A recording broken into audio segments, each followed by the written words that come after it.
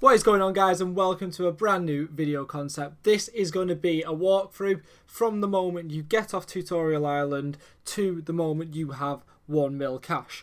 Now, I do understand there's a slight flaw with this video, as I think there's a time period on when you can actually use the GE from making a new account, but I'm pretty sure that can be worked around by doing a few quests, and I'm pretty sure there's 3 or 4 quests in Lumbridge alone that you can do that take about 10-15 minutes. That'll then allow you to use the Grand Exchange to get you the 7 quest points you need. So the first thing we're going to be doing, guys, is with the 25 GP you've got in your inventory, we're going to head over to the general store and buy 25 hammers. Later on, I did find out that tinder boxes sell for a ridiculous amount in the Grand Exchange. When I sold mine, it sold for about 176 GP, I think, whereas the hammers were only selling for around 40 to 50. So it might be worth getting tinder boxes here, although I've not tested that out properly. I've always bought hammers when I've bought from from these stores. Once you have a full inventory, you want to run back to the bank, or you want to run straight to Varrock. Either works. If you run straight to Varrock, it probably does save a little bit of time, just because if you run back to Lumbridge, you're then running back to the general store to run back to Varrock, whereas you could just run to Varrock, use the bank there, then go back to the general store to spend the last 6 GP you've got. Or you could do it vice versa. You could bank before you even go to the general store and work your way from there. But once you have got all the hammers, you want to work your way to the GE. It's quite easy to get there. You just literally run from Lumbridge. It's about a 5-minute run. You won't have teleports being a level 3, of course, but as you can see here, the hammers sell for around 27 GP each, which is still quite good considering you started with 25 GP. You will now, of course, have nearly 1,000 GP, which is a lot of money for a level 3, boys. A lot of money. Give me some credit here. We've gained you 1k GP in the first 10 minutes of you being on this game. Bonus. But if you see, when I sell the tinder box in a minute, that sells for a ridiculous amount. That sells for nearly 300 GP, if I remember rightly. Or I think it was either 300 or 130. One of the two. I genuinely can't remember. I made this video this morning and I'm just editing over it now, boys. But you do want to sell all of these in here, because having a bit of starter cash is going to help you along the way. The reason I'm doing this video is because having money in this game makes a massive difference. Even if you are level 3, you can buy better gear, which means you can train faster. You can buy runes to train your magic, which means you can teleport around the game. You can't really train magic without money, so you might as well get that skill out of the way straight away. Get that out, then you can teleport around. Time is money, and if you're saving time, you are making money, lads. That's the way I see things. So the first thing you should always want to do is you should always want to make some gold. Even if you're one of them people that likes to make money as they train, training is going to be so much faster if you've already got gold there in the first place. But as you can see, we've made 1k. It's fuck all, but it's a start. From here, we're going to go and buy small fishing nets. We noticed when we sold ours from Tutorial Island, it sold for 270 GP. We're going to go to the G, we're going to buy ourselves a Camelot teleport, which is around 600 coins, leaving us with nearly 500 coins to spend on fishing nets. If they all sell for 270 GP, we can buy them for 5 GP from the store in Catherby. If you don't know where that is, I'll show you on the minimap in a second. It is basically here, but if you look on the minimap now, you'll see this is where you teleport in, and this is where the actual shop is that you get the fishing nets from. You buy them for 5 GP each. The annoying thing is you can only buy 5 at a time, so I do try and change my method up a little bit here and go for a different approach rather than the fishing nets. I kind of wish I hadn't, because the approach I went for didn't work as well. It had all the potential in the world to work really well, but it just didn't work very well. And this is this right now. Candles. You can buy 10 at a time. They sell in the GE for 300 to 250 gold. They're 5 GP each. They actually go down in price the less of them that are in the shop, which makes no sense at all for some reason. When there's less in the shop, they cost 3 GP. When there's more in the shop, they cost 5 GP. Really don't understand that, but that's the way things went. As you can see, I sold the candles for 1.5k, 250 each. The fishing nets sold for 270 each, so the fishing nets did have more profit, but as you could only buy 5 nets and you could buy 10 candles, the candles were potentially more money per hour, and also the candles were closer to a bank, so I didn't have to travel as far to bank, and you're not going to get as many log out timers, which is very important when you're mass buying things from shops. As you're about to see in the next clip, I did go a bit balls deep on this. I went and bought a hell of a lot of candles, which did me no favours whatsoever, which you will see later on in the video. It did make me a little bit of money to get me to where I needed to be, but nowhere near as much money as I thought it would make me. Yes, I bought 1,000 candles. This set me back nearly an hour. I think it was about 40 minutes of me just buying candles because logout timer did hit me every so often. I thought I was going to be able to sell these bad boys for 250 to 300 GP each. I'm recording this video about 4 hours later, and they're still selling in the G right now. So yeah, we had to completely redo where we were going with this video. But luckily, the method that you'll see next on this vid is not one that requires any sort of money. It is technically the best method for making money for a low-level account. You'll see why in a minute, but it is quite risky. It's not just risky, it's not very reliable, and I'll explain why as we go over the clips for this method. I did leave these in for quite a while at 300 coins, but eventually I dropped them down to much lower. I ended up putting them in for 1 GP each, and I have sold 188 out of 702 of them so far, which is terrible. But the next method is you want to change world to world 18, run over to Edgeville, jump over that wilderness ditch, and yes, ladies and gentlemen, you guessed it, it is looting. You just literally want to wait for people to die, wait for the loot to appear, pick it up. You're going to make 20 to 30k in inventory if you just get an inventory of Karambwans and sharks. And the amount of people that leave Karambwans and sharks on the floor, it's absolutely unreal. Look at that. I walked in there with nothing in my inventory. 5 minutes later, no word of a lie, 5 minutes, I've walked out with 27k. For a level 3, 27k is a shit ton of money. You can buy quite a lot of runes, you can buy quite a lot of arrows, especially from the Grand Exchange with that stuff. So I made myself a tab, and I thought I'll do this for around about half an hour. I think I only ended up doing it for about 22 minutes, guys, and you'll see in a minute exactly how much money we actually made in 22 minutes. It was quite ridiculous. I think it was around the 300k mark, which is really, really nice.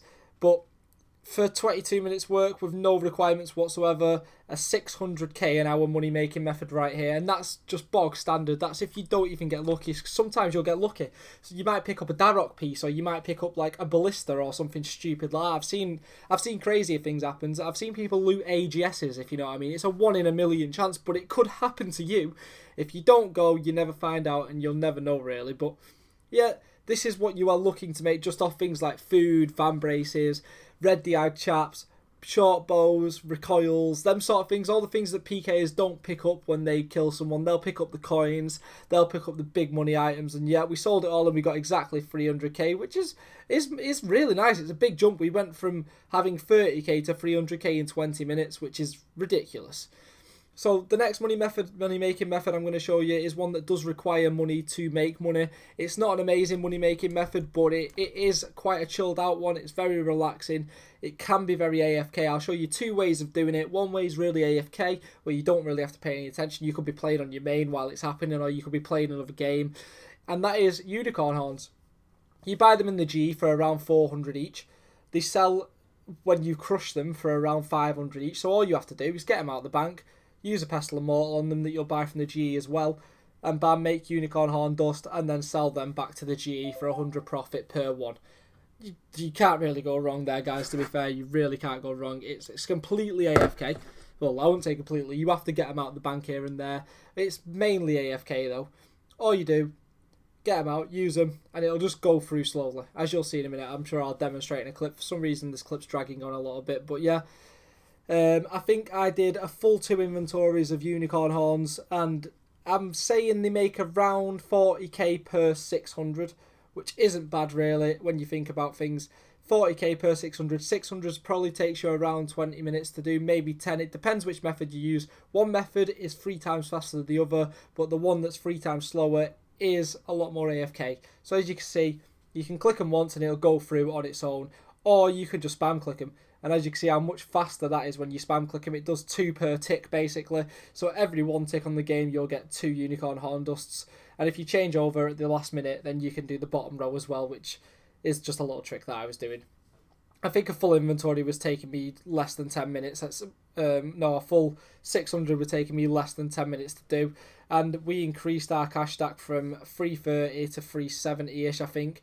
I think we made about 40k, and we did another inventory after this because why the hell not, boys? It's something that doesn't take long. It's quick money. I made 80k in 40 minutes. I know, well, 80k in half an hour. I know it's nowhere near as good as the wilderness looting, but I wanted to give you guys an option because when you're in the wilderness and you're looting, you are competing with a hell of a lot of bots, and all it takes is for them bots to have a better PID than you, and then bots are going to pick up everything and you're not going to get anything at all. I found that out. I had to keep hopping just so I got my player ID reset so that I could potentially get sharks on the floor. Otherwise, you're just spam clicking and nothing's going in your inventory because somebody else is spam clicking also with a bot and they're getting all the things that you want to be getting.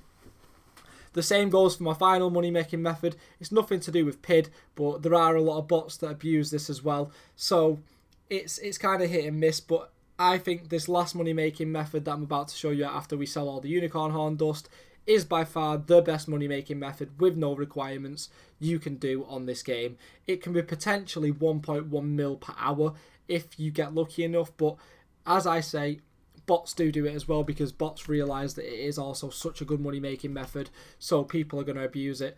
And that is basically all you do. You get all your cash out, you go to the nearest maid shop and you just buy death runes. Death runes in the G are around 340 in each at the moment. When I made this video they were. And when you go to a fully stocked up shop, the death runes, when there are 500 of them in there, go for 160 each. I think it's either 160 or 180, I can't remember. But I'm pretty sure it's 160. Yeah, 180, sorry, yeah, as I've just checked. So they go for 180 each, and when you take 200 out of the G, the most you'll be out of the shop, the most you'll be paying is around 276 each. So you're still making money even when there's 300 in the shop. I wouldn't advise letting the stock go any lower than 300 because then you're not making enough money to really justify doing it. I'd say just 200 out of every shop. If they've not full stock, take them down to 300 and leave and go to another world and just keep hopping about. The reason that people are going to moan at me here with this no requirements thing is because technically the one that I'm using, the maid shop, does require you to do a mini game for rune crafting, but there are so many different shops. This one was just convenient for me to make the video with. There are so many different maid shops. There's one in Ports of Rim. I'm pretty sure there's one in Varrock, which I know about. I'm pretty sure there's one in Ardug or around Ardug as well. So don't complain about me using the Zamorak mage because there is a requirement for that. It's just to merely show you exactly what you've got to do, how much money you can make. I think it took me around about an hour battling with bots to make a mil from the 400k. So I've made 600k in an hour battling with bots as well to get death runes, and it's ridiculous. It is ridiculous when you think about it. I think I sold this load here for about 940k, yeah, 920 odd k. I had 60k left to make. I bobbed back, bought a few more death runes, came back, boom, job's a good one. I had 999k, as you're about to see in a minute, plus about 700 candles, and even if I would have sold them for 1 GP each, it would have still bumped me up to 1 mil, which is exactly the reason for this. It says on my price checker that I got 1.1 mil. It's because I technically did, but the candles aren't going to sell for anywhere near that, so I'm classing this as 1 GP each. We'll call it a mil, boys. If you enjoyed the video, if it was informative, if I gave you a few things that you didn't know about in this video, please drop me a like. If I can get 100 likes on this video, I will turn that 1 mil right there into 10 mil with no requirements and show you exactly how I did it with a walkthrough again. This has been Dandy. We have been going from 0 GP all the way up to 1 mil in about 3 hours. This took me no more than 3 hours, lads, and I wasted an hour buying them candles. So theoretically, it would have only took me 2 hours. I could probably do this in under an hour if I really set my mind to it. I didn't see the point though. I'd rather it be informative. I'd rather take my time with it and show you how to do it because this is aimed at new players. It's also aimed at experienced players that might not know the best way to go about a new account. But everybody has their own ways. This is the way I normally do it. If you enjoyed, let me know. If you didn't, go watch another video. I'll see you all later, boys. Hope you enjoyed. Bye.